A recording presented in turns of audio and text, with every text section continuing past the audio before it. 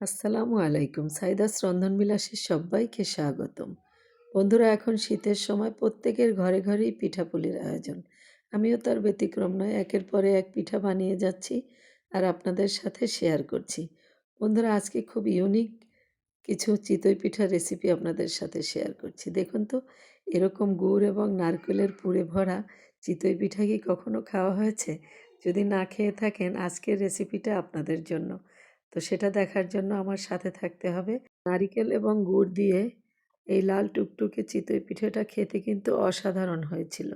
যারা এখনও এটা খাওয়া হয়নি, অবশ্যই আপনারা দেখে নেবেন। আর এর সাথে ছিল এরকমের জালিদার এবং ফুলকো ফুলকো চিতই পিঠা, যেটা খাওয়া হয়েছে নানা রকম ভর্তা দিয়ে। তো বন্ধুরা, রেসিপিটা শুরু করার আগেই একটা লাইক দিয়ে আপনারা দেখতে শুরু করুন। এখানে 3 কাপ শুকনা চালের গুঁড়া নিয়ে এখানে আমি উষ্ণ গরম পানি দিয়ে ভিজিয়ে রাখবো প্রায় 1 ঘন্টা। 1 ঘন্টা ভিজিয়ে রেখে তারপরে আমি পরবর্তী প্রসেসে চলে যাব। এখানে আমি 2 কাপ পানি দিয়েছি এবং প্রয়োজন হলে আরও কিছুটা পানি দিয়ে তারপরে এটাকে কিন্তু ভিজিয়ে রাখতে হবে। আর শুকনা চালের গুঁড়া দিয়ে অনেকে বলে চিতই পিঠা হয় না। একদম পারফেক্ট হয়েছে আমার এই পিঠা। আপনারা আমার ভিডিও দেখলেই বুঝতে পারবেন। তো এখন এটাকে আমি 1 ঘন্টা রেস্টে রেখে দেব। তারপরে এখানে রয়েছে কিছু সেদ্ধ চাল, ভাতের যে চালটা আমরা মিনিকেট চাল খাই বাসাতে, সেটা যে কোনো ভাতের চাল আপনি ওভারনাইট অথবা 6-7 ঘন্টা ভিজিয়ে রাখতে পারেন।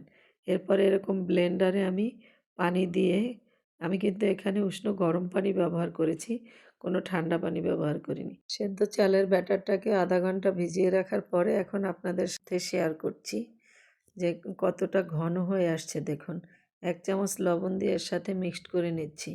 আর আগে যে আতপ চালের শুকনা গুঁড়াটা আমরা ভিজিয়ে রেখেছিলাম, ওর মধ্যে আমি 2 চামচ লবণ দিয়ে দিয়েছিলাম। তো বন্ধুরা, এটা এই আতপ চালের শুকনা গুঁড়াটা এখন আপনাদেরকে দেখিয়ে দিচ্ছি।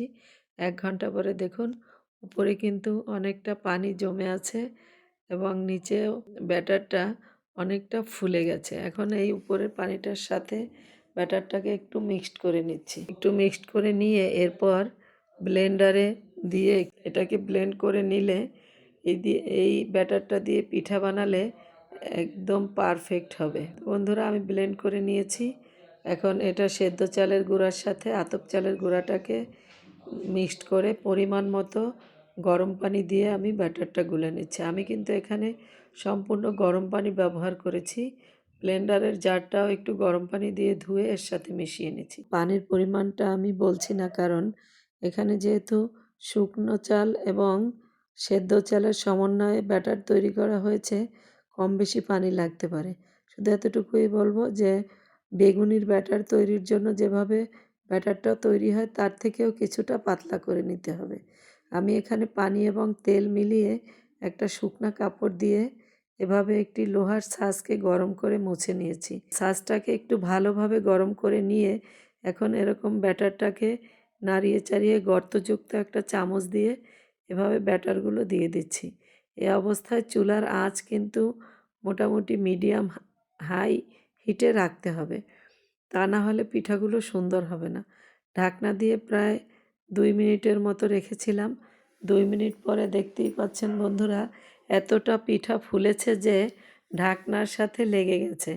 প্রথম ব্যাচটাই আপনাদেরকে দেখিয়ে দিলাম যে কতটা পারফেক্ট হয়েছে। প্রথম ব্যাচটা উঠাতে কিছুটা একটু সমস্যা হয়, কিন্তু পরবর্তী পিঠাগুলা যে আরও কতটা সুন্দর হয়েছে আপনারা আমার সাথে থেকে আশা করি দেখতে পাবেন। প্রত্যেকবার পিঠা তৈরির আগে এরকম এই যে পানি এবং তেলের মিশ্রণটা দিয়ে এভাবে সুতি কাপড়টা দিয়ে মুছে নেবেন। এতে করে সাজের সাথে পিঠা কখনোই লাগবে না, খুব সুন্দরভাবে উঠে যাবে। আমি এবার একটা বড় ঢাকনা দিয়ে দিয়েছি, যেহেতু পিঠাগুলো ফুলে লেগে যায়। দেখতেই পাচ্ছেন বন্ধুরা কতটা পারফেক্ট হয়েছে এবারের পিঠাগুলো। তো এরকম আপনারা লোহার ছাঁচ বাজারে অ্যাভেলেবেল পাওয়া যায়, একটা কিনে নেবেন, বছরের পর বছর ব্যবহার করতে পারবেন। তো বন্ধুরা, এবার আপনাদেরকে দেখিয়ে দিচ্ছি এই যে গুড় এবং নারিকেল, এটার মিশ্রণে আমি ওই ব্যাটারের সাথেই কিছুটা নারকেল ব্লেন্ড করে এবং শুকনা গুড়টাকে এর সাথে মিক্সড করে নিয়েছি। আমি অনেকগুলো পিঠা আগেই ভেজে নিয়েছি। ভিডিওটা অন করতে মনে ছিল না। তাই আপনাদের লাস্ট যে ব্যাচটা ভাজছিলাম সেটাই দেখিয়ে দিলাম। দেখুন কতটা ফুলে গেছে আর এই পিঠাটা এত স্বাদ হয়েছে, আপনারা একবার তৈরি করে না খেলে আপনাদেরকে আমি বোঝাতে পারবো না। একদমই সহজ। আপনি চিতই পিঠার যে ব্যাটারটা তৈরি করবেন, আপনি চাইলে একটু ঘন করে তৈরি করে ওর সাথে একটু নারকেল ব্লেন্ড করে এবং গুড়, শুকনা গুড়টা বিশেষ করে আম দিয়ে দিবেন। দেখতেই পাচ্ছেন পিঠাগুলো কত ফাইন হয়েছে। আর এই যে দেখুন ভর্তা, ভর্তাগুলো আমি তৈরি করেছি। এখানে আছে শুঁটকি ভর্তা, বেগুন ভর্তা, ধনিয়া পাতা ভর্তা এবং কাঁচামরিচ আর রসুনের ভাজা ভর্তা।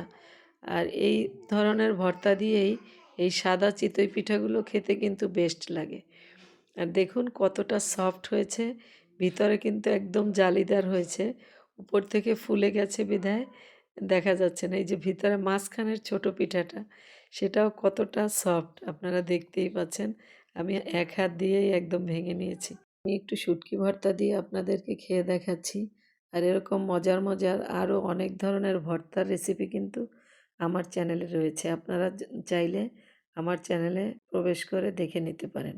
বন্ধুরা, অনেক ধরনের পিঠার রেসিপি আপনাদের সাথে শেয়ার করব ইনশাআল্লাহ। সেজন্য আমার চ্যানেলটাকে সাবস্ক্রাইব করে সাথে থাকবেন।